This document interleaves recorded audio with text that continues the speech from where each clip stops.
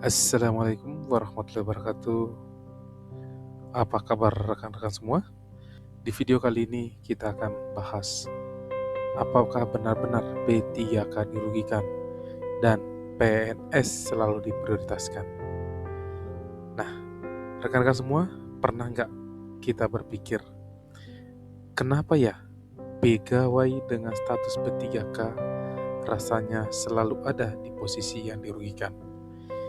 Diangkat sebagai solusi kebutuhan aparatur negara, tapi kenyataannya masih banyak yang merasa diperlakukan tidak adil. Apakah benar-benar P3K selalu dirugikan? Apakah status ini solusi nyata atau malah menjadi jebakan yang membelenggu?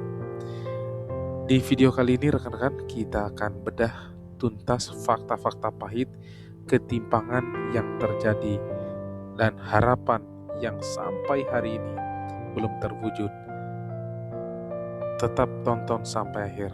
Sebelum kita lanjut ke video, rekan-rekan yang baru pertama kali menemukan channel ini, silahkan di-subscribe, like, dan komen, serta bagikan ke teman-teman sejawat yang lain.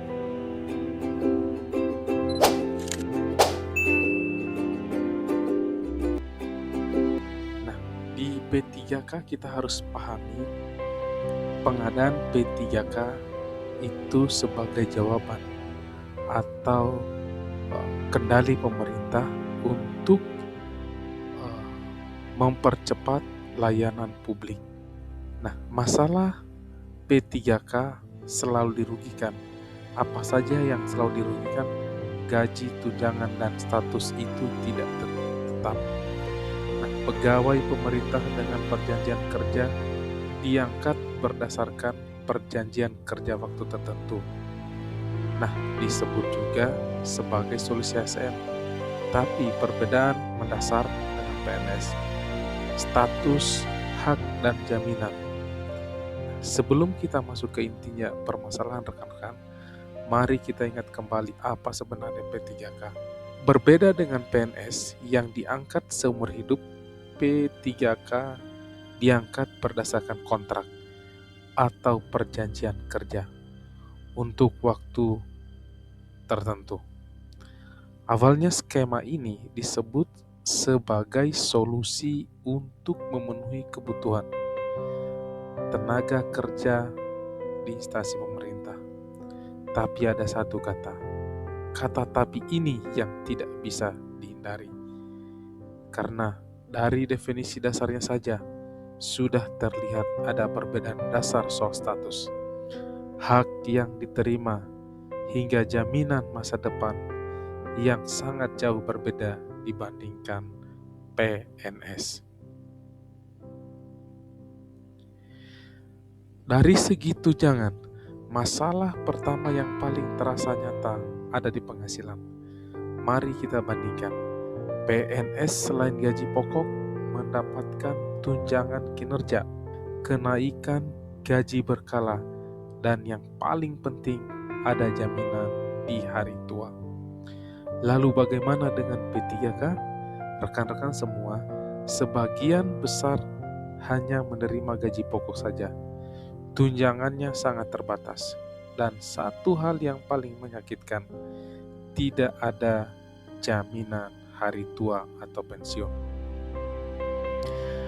Bagi rekan-rekan, padahal tugas dan tanggung jawab dan beban kerjanya sama persis. Bahkan seringkali P3K justru memikul beban kerja yang lebih berat. Tapi pada saat waktu gajian, angkanya sangat jauh berbeda. Ini ketimpangan yang paling menyakitkan hati bagi rekan-rekan P3K. Kepastian hukumnya seperti apa? Nah, berstatus kontrak 3-5 tahun, ini adalah ketakutan terbesar bagi rekan-rekan kita yang saat ini menjadi P3K paruh waktu maupun penuh waktu.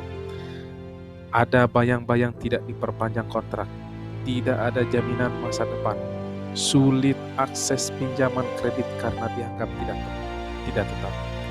Nah, Masalah kedua adalah soal keamanan kerja. P3K diangkat dengan sistem kontrak, bisa 3 tahun, bisa 5 tahun, dan seterusnya. Jikalau instansi tersebut masih memerlukan. Tapi jika instansi sudah tidak memerlukan, maka bisa sewaktu-waktu untuk diakhiri kinerjanya. Artinya, setiap hari kita bekerja dengan rasa cemas. Nanti kalau kontrak kita habis seperti apa?